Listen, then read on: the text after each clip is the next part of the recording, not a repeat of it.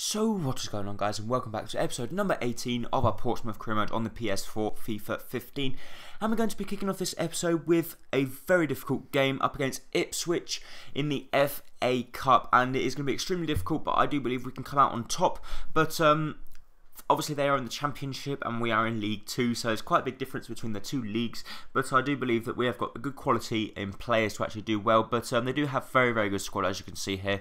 The big person is Connor Salmon up front, then they do have Scooser and Tab, and obviously their goalkeeper is very good, Gherkin. But our squad is also quite good, but the unfortunate thing at the moment, we still have Poke in goal, which does let us down a little bit, but we do have pretty much our strongest squad out for this one.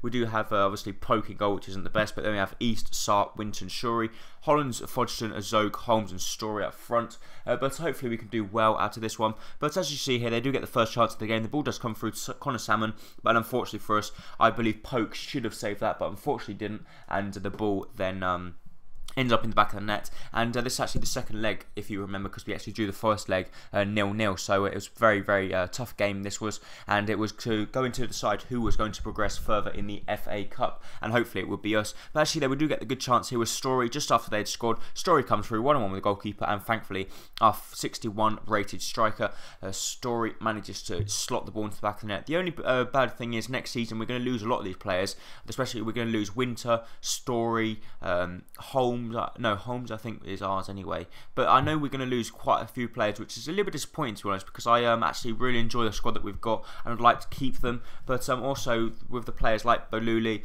Zalalem, etc., we can have them, but we have to pay like $1 million, and I don't believe we're going to be given that much wage budget for next season. But hopefully we do get a lot, but I'm not really sure. But the next chance once again does come to us. Holmes plays the ball to Story. Story plays a lovely, delightful ball through to Boluli. He hits it first time, it hits the inside of the post and finds its way into the back of the net. So we're in the 25th minute. We found ourselves 2-1 up against Ipswich, which is extremely good, and I couldn't believe that ball there from Story was lovely weighted and lovely seen, and Boluli actually hit it first time and it hit the inside of the post, leaving Gherkin no chance whatsoever. Whoever was going to be in goal for that one, they weren't going to be saving it. Actually, their lovely technique with the ball spinning in towards goal, and I was very pleased that we managed to get ourselves in front for this game. But that was not going to be the end of the game, as there was still very much left of the game. And in the 30th minute they get a good chance here. Their centre back whips ball in the box. It was a lovely header from their striker, and they do end up scoring a wonderful header past Poke there, and this time I couldn't blame Poke for that one. It was just a wonderful goal there, but unfortunately we can't really defend against that unless we've got really good centre backs, which we haven't. But the centre backs we've got, I am very pleased that we've actually got. But Tab does get a good chance. They play the ball across goal, and within the 45th minute they were now 3-2 up. So a very eventful first half, and it was a little bit disappointing, to be honest, after being 2-1 up and now being 3-2 down. We now had to find the goal, and the last chance, they do actually get a good chance here in the 50th minute. The ball comes to Scooser, but thankfully his shot does go wide of the post. I think if that was on target and that went in, that would have been us done and dusted. But in the 90th minute, Holmes picks up the ball. It comes back Luli. He does very well to turn their defenders, has a good shot and finds the back of the net. So in the 90th minute, the last kick of the game, we had done it. We had scored a wonderful goal in the last kick of the game. Bagluli there turns his defender and shoots and fires it past the Ipswich goalkeeper, and I was so pleased that we had managed to do that and get ourselves back on level terms in the 90th minute. So 3-3, and it was just, I was so pleased. But in the 90th minute, we had the chance to win the game. As you see there, we do get the ball. The ball gets through to Boluli. He sees Story in the middle of the box. He whips the ball in the box. It had to be a goal, and he puts the ball wide. That could really cost us, and that was a wonderful ball from Boluli, and it was just so close. I thought Story should have scored. Well, we should have done. But here, we do actually get the goal that Story deserved, and it was a very good save from the goalkeeper, but thankfully the ball just trickled over the line and we ended up getting the goal to put us 4-3 in front. So basically it's just a goal fest.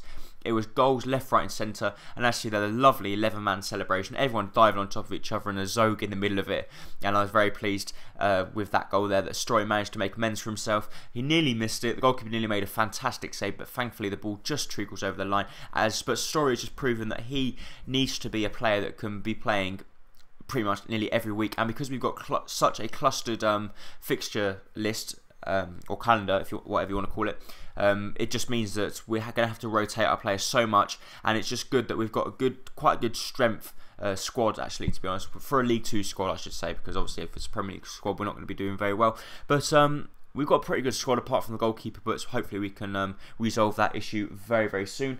But as you see there, we do get a transfer offer for Jamal Loza from Dundee United for 1.4 million. We decided to up it to 3.5 million just to see if they accept it, but they probably won't accept it. But I'm just offering stupid money because I know that they won't be buying them. But there is something that happens that you have to wait and see. But we do go in for Jack Ornwick here, the 21-year-old from Newcastle. They only want 250,000 from him, so I thought, oh yeah, okay, I'll go and head an offer.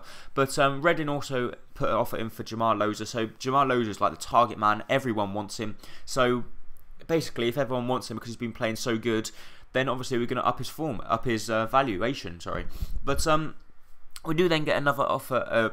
We do then get the offer. What do you call it? Accepted from the Newcastle, and we offer him a contract, and we do end up simming this game up against York City. But unfortunately, we ended up drawing 2-2, which is a little bit disappointing.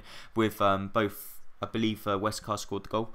No, Story got both goals, but unfortunately they did equalise in the 85th minute. But Sarr also picked up an injury, but thankfully it's not a very big injury. But Ornwick does actually decline his one because he wants a bigger squad, bro. So we decided to offer him a crucial first team player and £5 a week, which we'll have to wait and see what he says. But we do then get an offer for Nigel Atangana, 57 rated centre defensive mid. So he decided to offer 140,000, and maybe we'll let him go to Crew Alexander because he's not really anything special. We don't really want him. But the contract offer was then accepted for Jack Ornwick.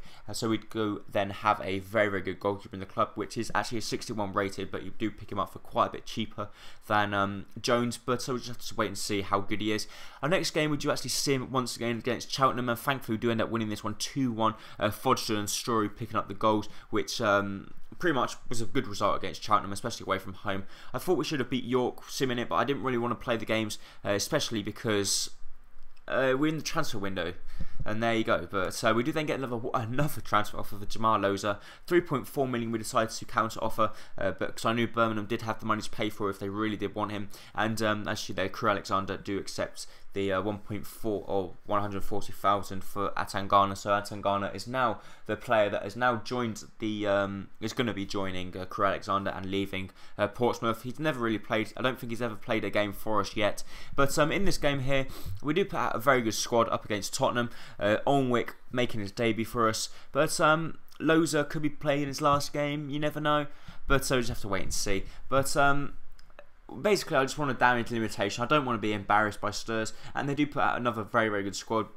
This time, Soldado leading the line instead of Adebayor. Chadley and Lennon, Paulinho Capu, Vertonghen, Davies, Dyer and Walker, and Michel Vorm in goal. Obviously taking Yorish's place for the cup games. And actually there, Ornwick, the 21-year-old goalkeeper, making his debut for the club. And hopefully he can impress me in the early stages of the game, which would be very good if he could. But we'll have to wait and see how the game plans out for both us and for Tottenham, and also for Jack Ornwick. But the first chance of the game, as you can expect, does actually go to us. Wallace gets the ball from the free kick. He fires it over the wall, and unfortunately it hits the post, and they manage to get the ball clear.